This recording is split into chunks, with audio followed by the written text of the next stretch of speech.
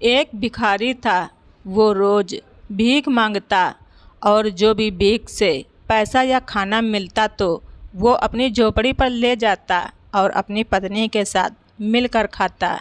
भिखारी की पत्नी बीमार होने की वजह से झोपड़ी में ही रहती थी। एक दिन की बात है, वो भिखारी एक अमीर व्यक्ति के घर के दरवाजे पर जाकर भीख मांगता है।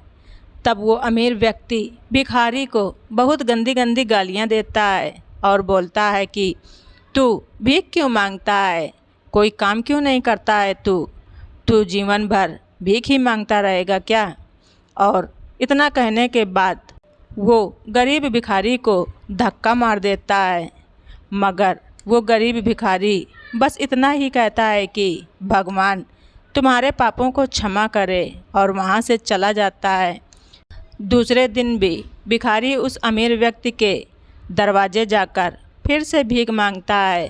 तब वो अमीर व्यक्ति किसी कारण से गुस्से में था। उसने भिखारी को एक पत्थर मार दिया, जिसके कारण भिखारी के सर से खून बहने लगा। फिर वो भिखारी इतना ही बोला कि भगवान तुम्हारे पापों को क्षमा करे और आगे जाने लगा। लेकिन उस व्यक्ति का जब गुस्सा कम हुआ तो वो सोचने लगा कि मैंने उस भिखारी को पत्थर से मारा, फिर भी उसने मुझे कुछ भी ना कहकर मेरे लिए भगवान से दुआ मांगी। मुझे जानना पड़ेगा कि इसके पीछे का राज क्या है। और फिर वो अमीर व्यक्ति उस भिखारी के पीछे पीछे चलने लगता है। वो भिखारी जहाँ जहाँ जाता है वहाँ वहाँ वो अमीर व्यक्ति भी जाने लगा। तभी अमीर व्यक्ति देखता है कि कोई उस भिखारी को गालियाँ दे रहा है और कुछ लोग उस भिखारी को जलील कर रहे हैं। मगर भिखारी उन सबको इतना ही कहता है कि भगवान तुम्हारे पापों को क्षमा करे। धीरे धीरे शाम होने लगती है और भिखारी अपनी झोपड़ी में वापस लौट रहा था तो अमीर व्यक्ति भी उसके पीछे पीछे जा रहा था। जैसे ही भिखारी अपनी झोपड़ी के अंदर गया, उसकी बीमार पत्नी उठकर खड़ी हो गई और भीख का कटोरा देखने लगी। पर भीख के कटोरे में एक ही रोटी थी। तब भिखारी की पत्नी बोली, बस इतना ही है और कुछ नहीं है, और आपके सिर पर ये चोट कैसे लगी। तभी भिखारी बोला कि आज के लिए तो इतना ही है। सबने मुझे जलील किया, गालियाँ दी और पत्थर भी मारे, जिसकी वजह से ये चोट लगी है। ये सब अपने ही पापों का कर्म है। क्या तुम्हें याद है कि कुछ साल पहले हम कितने अमीर हुआ करते थे। हमारे पास सब कुछ होने के बाद भी हमने कभी भी दान पुण्य नहीं किया। क्या तुम्हें याद है वो अंधा भिखारी जिसका मजाक हम उड़ाते थे और रोटी की जगह कागज़ के टुकड़े रख देते थे और कभी कभी हम उसको मारते भी थे।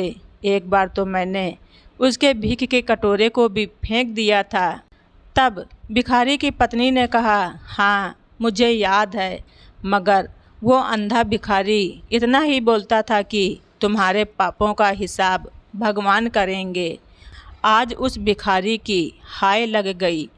तब वो भिखारी बोला, मैं कभी भी किसी को बद्दुआ नहीं देना चाहता।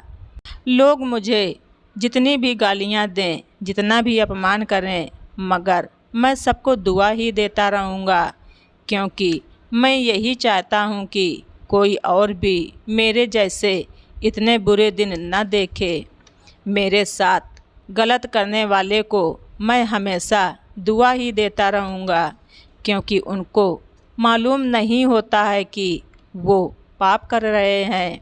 जैसे हमने भुगता है वैसे कोई और ना भोगे। ये बातें सुनकर अमीर व्यक्ति को समझ आ गई थी। वो सब सुन रहा था।